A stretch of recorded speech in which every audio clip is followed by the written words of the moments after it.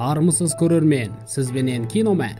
Бүгін біз испаниялық қағаз үй атты сериалдың 3-ші, 4-ші әрі 5-ші бөлімдеріне шолу жасаймыз. Арнаға тіркеліп лайк бас, комментарий қалдыруды ұмытпаңыз. Ал біз бастаймыз. Пожалуйста. Не смотри мне в лицо. Не смотри мне в лицо. 3-ші бөлім. Инспектор Ракельдің анасы амнезиямен ауыратындықтан жадын үнемі жоғалтып алады. Кемпір немересін жоғалтып алған. Ол өзінің осындай жағдайға түскен кезде есін қайта жию үшін өмірі жазылған қағаздарды іліп қояды. Денвер Мониканы әжетханаға кіргізіп тізерлетіп отырғыз қойып шүріппені басады. Бірақ оны өлтіру қолынан келмеді. Моника жігітке алғысын білдіреді, бірақ іс бұнымен бітпеді. Жігіт қызды өлтіргенін дәлелдеу керек. Моника оған: мені өлтірдім де, мен 2-ші қоймада жасырынам, ал қан шығару үшін менің жамбасында ат дейді. Жігіт оның жамбасын атады. 2 рет атыс даусын естіген Берлин тексеруге келеді. Берлин оған қызды жертөледе өрте деп, қан ізін жина деп бұйрық береді. Инспектор профессорға хабарласып, ойлануға уақытың аяқталды, жауабыңды бер дейді. Профессор: біз ойлана келе берілмейміз деп шештік дейді. Оған қоса тұтқындарды аман қалдыру үшін жүк көлігі мен үлкен кеме сұратады. Ракельдің анасы қызына хабарласа алмай, қызынан келген жолдамадағы номерге хабарласады. Ол профессордың номері еді. Кемпір оған қызына тез арада байланысқа шығу керек дейді. Полковник оларға жүк көлігін беріп, ашық жерде көздерін жояйық дейді. Бірақ Ракель олардың әдейі осы жерде қалғандарын түсініп қояды. Демек олар өздері белгіленбеген ақшаны басуда. Профессор телефонын көтеріп, тез арада инспектор Ракельмен кездесу керектігін айтады. Ол инспекторға келіп, анасының хабарласып, қызына бірдеңке болғанын айтқанын жеткізеді. Әйел анасына қарай асығып, профессордың телефонын алып кетеді. Солай полиция іздеп жүрген ұры аюдың апанына кіріп шығады. Денвер Мониканы 2-ші қоймаға келіп жасырады. Берлин тұтқындарға атыс даусы полициямен қақтығыстан кейін шықты дейді. Оған қоса телефонның иесін іздейді. Егер Моника Гастамбиданың ұялысы бізде болса, мынау кімдікі дейді. Токио оған келіп, профессор бізге ешкімді өлтірмеңдер деді емес пе дейді. Бірақ Берлин: олай істемесек сендердің қандарыңды полиция төгетін еді дейді. Олардың аралары шиеленісіп, Рио жағдайды баяндау үшін профессорға хабарласады. Бірақ ол орнында болмайды. Сол сәтте Мәскеу келіп, баласының адам өлтіргенін естиді. Ол әжетханаға кіріп, баласының қан іздерін жуып жатқанын көріп, баласынан: бұл әйелді сен өлтірдің бе деп сұрайды. Баласының адам өлтіргеніне сен алмаған Мәскеу ауырып қалады. Атыс даусынан кейін тұтқындар қатты қорқып қалған. Артуро көңілдесі Мониканы өлтіріп қоймады ма деп сұрағанда, Рио: жоқ, ешкім зардап шеккен жоқ дейді. Ракель үйіне келіп, қызын ажырасып кеткен күйеуі алып, қайта алып келгенін көреді. Олардың аралары шиеленіскен, жақсы емес. Күйеуі кеткеннен кейін оған профессор хабарласып, ұялы телефонды алып кетіп едіңіз дейді. Аңғайсызданған Ракель асханаға келіп кешірім сұрап, телефонын қайтарады. Екеуі жақсы сөйлесіп тамақтанады. Денвер қоймаға келіп, Моникаға керек жарағын әкеліп, жарасын таңады. Мәскеу баласының істегеніне өзін кінәлі сезінеді. Ол асыққан күйі келіп, сыртқы есікті ашады. Ер адам сыртқа шыққалы жатқанда Денвер оны тоқтатады.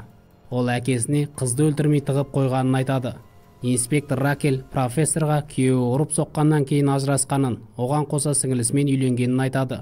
Профессор оған шын ниетімен көмектесуге дайын екенін жеткізеді. Кейін Ракель бөлімшеге келіп, бір адамның берілгісі келгенін анықтайды. Денвер әкесін сабырға келтіріп, таза ауаға шығару үшін тұтқындармен бірге шатырға шықпақшы.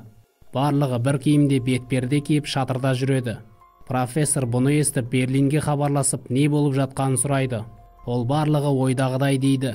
Берлинге Рио мен Токио қару кезеніп ұстап отыр. Шатырда жүрген Денвер мен Мәскеу Моника жайлы сөйлесіп жатқанда, әңгімелерін Артуро естіп қойып, Моникаға не істедіңдер деп шу шығарады. Оларды снайперлер бақылап тұрғанын түсінген екеуі: тізерлеп отырыңдар дейді. Барлығы тізерлеп отырғанда, тек абдыраған Артуро ойыншық қаруын бұлғап, Моникаға не істедіңдер деп айқайлауда. Инспектор оны қылмыскер деп ойлап, атуға бұйрық береді. Артынша оның тұтқын екенін көреді. 4-ші бөлім. Снайпер Артуроның иығынан атқандықтан жаралыны ішке көтеріп кіргізеді. Жаңалықтардан полицияның ғимарат директорын атып түсіргенін хабарлайды. Жаралы Артуро әйелімен сөйлестіруін сұрайды.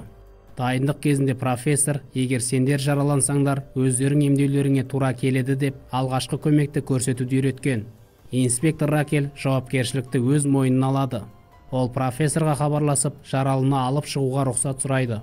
Бірақ ер адам бұл жерден ешкім шықпайды, тек дәрігерлерге ішке кіруге рұқсат бере аламын дейді. Оған қоса Артуроның әйелімен сөйлескісі келгенін жеткізеді. Инспектор Ракель өте үлкен қателік жіберіп, жағдайдың қолынан сусып бара жатқанын түсініп, өзін өте жайсыз сезінеді. Денвер мен Мәскеу қоймаға келіп, Мониканың жоқ екенін аңғарады. Олар әжетханаға келіп, құсып отырған әйелді табады. Мәскеу қыздан оқ-дәріні шығармаса, жағдайы қиын екенін айтады. Моника Артуроның жараланғанын естіп, Денверден оған өзі тірі екенін айтуын сұрайды. Инспектор дәрігерлермен бірге жолдасы Анхельге кіруге рұқсат береді. Олар оған қоса арнайы жасақтан 2 адамды ұрылар секілді киіндіріп, бетперде кигізіп, ауа жіберу шахтасымен жібермекші. Мәскеу жарадан оқты шығару үшін арнайы пышақты келетін дәрігерлерден ұрлап ал деп баласын жібереді. Моника Артуроға хат жазып, жігіттен беруін өтінеді. Артуро Лаура есімді әйелімен сөйлесіп жатып, көңілдесі Мониканың есімін атап қояды. Денвер оның нағыз сүмелек екенін түсініп, хатты бермеуге шешім қабылдайды. Дәрігерлер келгенде ұрылар мен тұтқындар бетперде киіп, қарулармен күтіп алады. Профессор Анхель инспекторды танып, жоспардың керемет болғанына қуануда. Ол Берлинге хабарласып, көзілдірік киген полиция өкілі екенін айтып, жоспарды іске асыруды бұйырады. Олар алдын ала осылай болатынын түсініп, жоспар құрып қойған. Берлин жолдастарымен келіп, дәрігерлерге тінту жүргіземіз деп барлық заттарын жинап алады. Оларды тінтіп жатқанда Хельсинки инспектор Анхельдің көзілдірігіне микрофон орнатып тастайды. Ота жасау басталады. Ақмақ Рио байдың қызына қарап отырып, қаруын қалдырып кеткендіктен қыз оны алып өзіне кезенеді. Бірақ Рио оған атсаң ат дегенде қыз мүдіріп қалып қаруын беріп қояды. Сол уақытта ауа шығару шахтасына кірген арнайы жасақ әрекеттерін бастайды. Денвер керек жарағын ұрлап қалтасына салғанда Мониканың жазған хаты түсіп қалады. Оны артында тұрған Найроби байқап қалып жасырып алады. Денвер заттарды Мониканың жанында отырған әкесіне апарып береді. Олар бірлесіп қызға ота жасайды. Ота аяқталып қалғанда профессор Берлинді шақыртады. Берлин Анхельді әжетханаға апарып келуді тапсырады. Профессор Берлинге іште қысқа байланыс шығып жатқанын, яғни ішке біреу енгенін хабарлайды. Берлин бұл жоспарын іске қосатынын айтады. Найроби хатты оқып, Мониканың тірі екенін түсінеді. Анхель әжетханадан келгенде барлығы бетперделерін ауыстырып тастағанын көреді. Демек олардың жоспары құрдымға кетті. Оған қоса инспектор Ракель арнайы жасақпен байланысын жоғалтып алады. Найроби Моникаға ота жасап жатқан Денвер мен Мәскеуді көреді. Дәрігерлермен бірге ғимараттан шыққан Анхель олардың бетперделерін өзгерткенін айтып, операцияны тоқтатуын сұрайды. Бірақ Ракель олармен байланысқа шыға алар емес. Найроби Мәскеудің қолынан келмей жатқанын көріп, оларды ұстап берудің орнына көмектеседі. Арнайы жасақ ішке енгелі жатқанын естіген Мәскеу ауа шығару шахтасына қаруын кезенеді. Сол сәтте Ракель олармен байланысқа шығып тоқтатады. 5-ші бөлім. Профессор Берлинге хабарласып, бұл жоспарының іске асып, арнайы жасақтың кеткенін хабарлайды. Ол Анхельдің көзілдірігіне орнатылған микрофон арқылы барлығын естіп отырады. Инспектор Ракель барлығын басынан бастап тексеруді тапсырады. Профессор бұны естіп разы болмайды. Рио телевизорды қосып, жаңалықтарда өздері жайлы не айтып жатқандарын тыңдайды. Оның әкесі баласының өзі үшін өлгенін айтуда. Берлин өзіне белгісіз дәрі еккелі жатқанда Токио кіріп қалады. Қыз оған тапаншасын тақап профессорға хабарласып, адамды өлтіруге бұйрық бергенін айтуын бұйырады. Ол Моника Гастамбиданың телефон жасырып алғандықтан басқа малы қалмағанын жеткізеді. Профессор бұл жаңалыққа қатты қапалы болады. Берлин өзіңнің басшы екеніңді білдіру үшін мені жазалауың керек дейді. Полиция Рио мен Токионың камераға түскен кезін қарап, кілттері арқылы көліктерінің маркасын анықтайды. Олар камераларды қарап шығып көлікті табады. Профессор олардың әңгімесін естіп тұрады. Ол Хельсинкиге хабарласып, көлікті құртуға берген ақшасын өзіне алып, көлікке не болғанын білмейтінін біледі. Оған қоса саусақ таңбаларын өшірмеген. Инспектор Ракель профессорға хабарласып, мені бұл істен алып тастағалы жатыр. Егер әрі қарайда менімен келіссөз жүргізгіңіз келсе, кәмелет жасқа толмаған 8 тұтқынды жіберіңіз деп ойлануға 1 сағат уақыт береді. Инспектор оған қоса олардың кемені сылтау етіп басқа жолмен кеткелі жатыр деп ойлайды. Профессор білдіртпей жарамсыз көлік тұрағына кіргенде жұмысшы көріп қалып қуа жөнеледі. Кейіпкер қашып көлік ішіне тығылғанда экскаватормен көтеріп алады. Сол сәтте Ракель хабарласып кешкі ас ішуге шақырады. Профессор көкке көтерілген көліктің жүк салғысында жатып келісім береді. Ол тұрақтың жұмысшысына осы жердегі көлікте бір затын қалдырып кетіп, соны алуға келгенін айтады. Ол жұмысшыға ақша ұсынғанда 5-ке дейін санап итті жіберемін, қаш дейді. Полиция салынған айыппұл арқылы көліктің қандай екенін анықтайды. 1 сағаттан кейін инспектор профессорға хабарласқанда үлгеріп келген кейіпкер босатылатын тұтқындардың атын атай бастайды. Сол сәтте полковник инспектор Ракельге Элисон Паркерді меңзейді. Ракель қыз жайлы сұрағанда тек осы 8 адам, болмаса тек Элисонды жіберемін дейді. Полковник оған келісуін бұйырады. Солай полиция тек Элисон Паркерді таңдайды.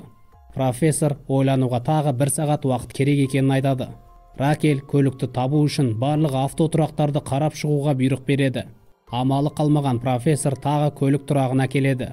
Ол тағы білдірмей кіріп, көліктің ішін сүртіп тазалайды. Бірақ Берлиннің түймесін салып қояды. Сол сәтте полиция келеді. Полиция тұрақ қызметкерін тергеп жатқанда, профессор жасырынып, спиртті үстіне төгіп, киімін жыртып, үсті басын кірлетіп, мұрнын қанатады. Ол инспектордың көзінше итті ертіп, қайыршы ұқсап кетіп қалады. Инспектор полицияға бұл адамды тексеріңіз деп жібереді. Сол уақытта профессор мен инспектордың сөйлескені журналистердің қолына түсіп шу шығып жатады. Ракель көлікті қарап түймені табады. Инспектор көлік ішінен нашатыр спирті сасып тұрғанын, онымен қатар жақын жерде қалпақтың жатқанын көреді. Сол уақытта полиция бұтына жіберіп қойған қайыршыны жібере салады. Инспектор Ракель дәл сол адамның профессор екенін түсініп қуа жөнеледі. Осылай 5-ші бөлім аяқталады. Жалғасын көргіңіз келсе, арнаға тіркеліп лайк басып, комментарий қалдыруды ұмытпаңыз. Сіздермен Киномен.